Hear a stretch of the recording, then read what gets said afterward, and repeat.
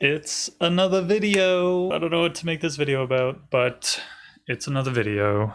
I guess I'm back. I don't know. Oh my god, it's December 30th, so tomorrow is New Year's Eve. In 2 days, it will be 2026, which is just terrifying to me because it just like so much has been happening. I feel like life has really been challenging. Welcome to the party, I guess. I'm officially done my prerequisite accounting courses. Just yesterday, I was asked to come in for an interview at a place that just does taxes, seasonal taxes. I've been making New Year's resolutions. I don't want to talk about them too much. Hopefully, I'll turn on the camera a little bit more and try to make things that are interesting next year. That would be something that I would aspire to do. I'll leave the specifics out of it because if you talk about your goals too much, then you feel like you already did them. And then when you feel like you already did them, it'll be over and then you won't want to do them anymore. But yeah, I've been doing some like tech support work. There's so many things that like I could talk about here that I'm like, oh, like I want to do this. But if I say all of the things that I like want to do, I just won't end up doing them. I guess what I can say is that I'm in a position where like in like 2 days, I kind of need to have a job. Like I need to be doing something to earn money because I don't have that much. Like I don't want to do what I did last year, which is sell a lot of my investments and get a lot of help from my family. So I would like to be self-sufficient. I would like to be able to pay my parents back for things, which I think is okay to say because I still feel that weight and that stress about not having any money. So so I don't think that's going to go away. That's kind of a daily thing. That's a bit of a daily problem that I've been facing is just this like financial stress, and it becomes hard to do anything else when you're like always thinking about money. I'm lucky in that I do have help and I do have people that are looking out for me and that kind of thing, but it's getting to a point where I feel like this is a bit ridiculous and I need to really get my shit together for many reasons. I would like to move forward with my life a little bit more than I am right now. I feel like I've been kind of stagnant, even though like I have been learning and I have been working part-time doing other things and I've been earning a bit of money here and there. I want to get to a point where I'm earning enough money to save some money because I honestly haven't really saved money in the last 2 years. Luckily, I saved money for the previous 5, 6 years before that, which has kind of carried me through to today, as well as some good investments that I made. And the stock market just overall being very, very good in the past 7 years, let's say. Since just after COVID, the stock market has been absolutely crazy. And then you get to that other topic, which is, well, how much longer can it really last? Nobody knows. Lots of people are trying to predict it. I've been reading a lot about it, listening to a lot of videos, watching a lot of videos about what's happening with the stock market. And it seems pretty scary, seems pretty bubbly. Valuations are very high. I saw somewhere that like anytime the forward price earnings valuation goes beyond like 24, the next 10-year of returns are usually much lower for US markets. So I think now is a good time to diversify out of just the S&P 500 too, because there's so much concentration there. So that's what I've been doing with my portfolio. I used to have about like 70 or 80% just in US equities, and now I've kind of lowered that to 40, 50% type situation. Honestly, I might even go a bit lower. I don't want to hold like Canadian stocks either. I live in Canada, and the Canadian stock market does well from time to time, but it almost never outperforms like global markets, especially not now. There's not like a ton of investment going on. We have like one big company, which is Shopify, and the rest is just banks. So Canada's not really the place to invest your money, which sucks because I live here and I would like for people to be investing in our markets so that companies could get bigger and create more jobs for people. But then you have AI, and is AI going to create jobs or kill jobs? I don't know. But there's always going to be jobs that need humans to check it over, which is why I think accounting is kind of an okay field to be in, the whole like AI situation. Things just move so slowly. Like AI is really trying to move fast, and there's so much money being like pushed into it. But in order for it to kind of get practical uses, it's going to take time for it to actually have like kind of meaningful practical impact on various levels, like in the government, for example, it'll probably take years and years and years before they see any like serious kind of uses for AI. But I don't really think that it's going to be like the end of the world with all this AI stuff. There will always be jobs for people that are kind of able to do stuff. There's always going to be a need for healthcare workers, doctors, because there are some AIs that have been better at like scanning x-rays than doctors are. I forget what the name of the doctor is who basically just sits there and does x-rays, a radiologist, I think. So there have been some studies done that AI or machine learning or whatever can be better than radiologists at detecting things like breast cancer, for example. Maybe not, no, it wasn't breast cancer. Anyway, it can be better than radiologists. There are threats, but I still think even with that, what's going to happen is that radiologists are essentially just going to be using AI as like a tool to improve their speed, to improve their efficiency, to improve their accuracy. But from like a kind of human to human situation, you're still going to need someone there who's like an expert, who has built up these expert skills over a number of years and who can explain things to you, who you can ask questions to. So, they'll become a little bit more of an advisor rather than like someone who's like doing the work, is kind of how I see it. And that's going to happen across a ton of fields. The issue with that happening is that I read this really interesting article about this from Oak Tree Capital, if you haven't seen it. It's a very good, very thorough article about what AI will do, what it will do to jobs and this sort of thing.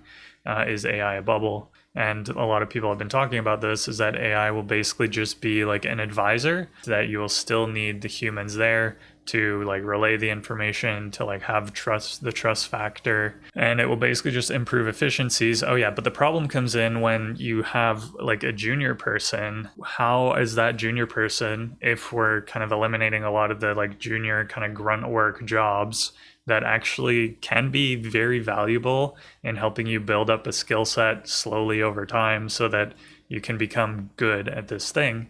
AI could help speed up the learning process for jobs like that as well. So maybe instead of entry level, start out a manager, but you have to go through this like intensive training program using AI and using like scenarios and case studies and yada, yada, yada. I think we're so far away from that still. Like change does not come easily to humans. And honestly, people won't change unless they're absolutely forced to. And I get that. Like, I understand why. You want some sense of safety and security and some sense that you're doing okay and that your life is going in the right direction.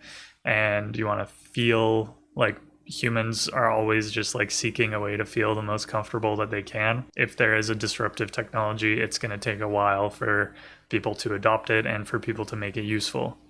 Depending on the situation, businesses might move a bit faster because they have to, always competing. It's kind of like an endless slog for businesses. Regular humans, the incentives just aren't really there. And these days, honestly, AI has just made more work for the human workers, in some cases, for the human workers to check over. Thinking resumes, the early part might eliminate some resumes if you just like AI summary the crap out of resumes, but you still have to go and look at the resume or look at the cover letter, read it. So what you end up doing is you're doing almost twice the work. And with AI, people generate resumes. So people are generating resumes, and then those generated resumes are generating more work and more summaries. So we're just basically doing like circular resumeing, which is just ridiculous. And it has just made more work. And now it's so much easier for so many more people to apply to things. It's like much lower overhead. That's just one example of how AI has basically turned into more work for some people, for some fields. And for other fields like coding, it is freaking blessed, man. It's so good. Like I find ways to code new things like constantly with AI. I was able to code my like MIDI controller. I made a video about it. I was able to code these like overlays. I would not have been able to do that without AI. I'd really like to learn how to use Cursor as well at some point. This seems like a really useful tool. Basically just integrates with VS Code. I forget if you like had to pay for it or something, and I'm kind of broke, so I'm not in the mood to pay for an AI tool. But also for languages, it's been pretty crazy. I've saw some reviews about like Duolingo's new AI thing, and that's like been a kind of a purpose-built conversational AI situation where they like gave it certain guardrails and like things it can and cannot say. And it's not perfect, but damn, having a conversation partner in a different language whenever you want without having to like step into the country where that language is spoken, your learning can progress so much faster with languages, with math. Like there's so many positive things that these tools can do. It's going to take a while for people to adapt and to make these tools useful. And for now, they're probably just going to suck butt until people find a way to make them a little bit more useful for whatever it is they're doing. But there's lots of use cases where it has become a very powerful tool, and language is definitely one of those. I do recommend reading that article that I was talking about from Oak Tree Capital, and maybe it will become a book one day. When the AI bubble pops, you can be like, I told you so. And it's funny because at some point, I think everybody will be right, because as he kind of talked about, there's a lot of debt financing going on. And for new ventures, you generally, preferably, will do equity financing because there are no proven cash flows to back the new technology yet. And if you're putting all of it on debt, it becomes very possible and feasible that that debt just won't get paid off by a good number of players. However, a lot of the companies that are taking out the debt do have proven cash flows and are backed by other cash flows from other proven successful businesses like the big tech companies. Where do you draw the line? But it does seem like there is a lot of debt financing going on that could lead to problems. I guess we all just kind of have to wait and see what happens. Unfortunately, it'll be almost impossible to time the market. You just have to kind of be diversified and stay invested and hope that when the time comes, you don't get hit too hard. I will probably just stay invested and diversify a bit more. Well, I've been playing hockey. I've been going to Shinny recently in Toronto. It's so much fun, man. Honestly, okay, I moved to Toronto to look for jobs, but I also moved to Toronto for the outdoor rinks. There's like 23, or I don't even think it's 20. I think it's in the 30s or like above 30 outdoor rinks that are open in the winter. And it's incredible. Like this year, I think I've gone 3 or 4 times to Shinny so far. And it's just so cool. Like it's so nice to just be able to like hop on my bike, grab my like helmet, skates and gloves and stick and just play some hockey without too much stress, without too much effort. And it's such a great way to get practice in because you're kind of forced to be a bit creative the way that you're playing. I've also been running a lot recently, which I need to keep doing, but like I've been playing hockey. I've been running a lot because I'm doing a half marathon in May, which is now 4 months away. My training is really like I really need to hit the ground running, as they say. I got new running shoes. I do want to get, the thing is I don't have the money, but I would love to get a pair of trainers.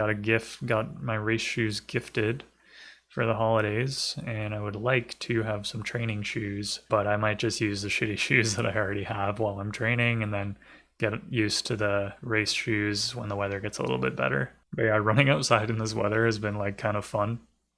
It's been like snowy, slushy, sleet, salt, like just disgusting weather. And then all of it was melting a few days ago and there were just rivers in the streets. Like it's, what the hell? It's been so gross. Trying my best to run like when the roads are clear.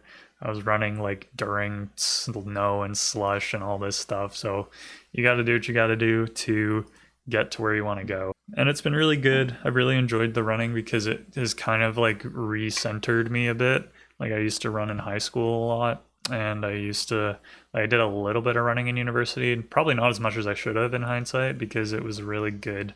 Like just for your brain. I feel like I think so much clearer after a run, and it lasts for like 2 or 3 days. It's like after you have a really nice long run. It's crazy. Like your body just works better. Like everything works better after a little bit of training. It's something that I feel like I'm succeeding at in life when, it feels like not a lot of other things are going super well. I am more optimistic that things are going to be working out very shortly, like fingers crossed. Feel like I've been saying this for months, but I feel like at some point something has to work out. It's just a matter of time as long as I'm persistent. So that's what I'm doing. That's my thought process. Just stay persistent, keep doing keep doing the things that move the needle forward a little bit every day. Take care of yourself, because in times when you're not feeling great, it's hard to take care of yourself. It's hard to force yourself to do the things that you know you should be doing. So running has been kind of a really great way to get back into doing what I need to do. I'm happy. I think it was a great decision to start running again. We'll see what I'm going to do after my half marathon. Maybe I'll try the marathon in October. So hopefully it'll go well. I have a target time, but I'm just going to consider finishing it a success. See what I can do with this camera stuff, with these videos. Maybe I'll write a few scripts or make some PowerPoints or something. Again, I don't want to say too much. Don't want to spoil it. Don't want to demotivate myself. I think there's still a lot of opportunity here. And I'm just gonna take it a little bit easier. I'm gonna stress less about it, because I always, from time to time, I open the YouTube Studio app and I look at it and it just stresses me out. And I'm I'm watching my views fall because I haven't posted anything in a long time, and it just doesn't feel good. And you know what? None of that matters. I'm just gonna make something when I feel like making it, things that I think are interesting, and try to be consistent with it. So anyway, that's it for me. Thanks for watching the video. Hopefully you liked it. Don't forget to like it and subscribe. I'll catch you in the next one. Bye.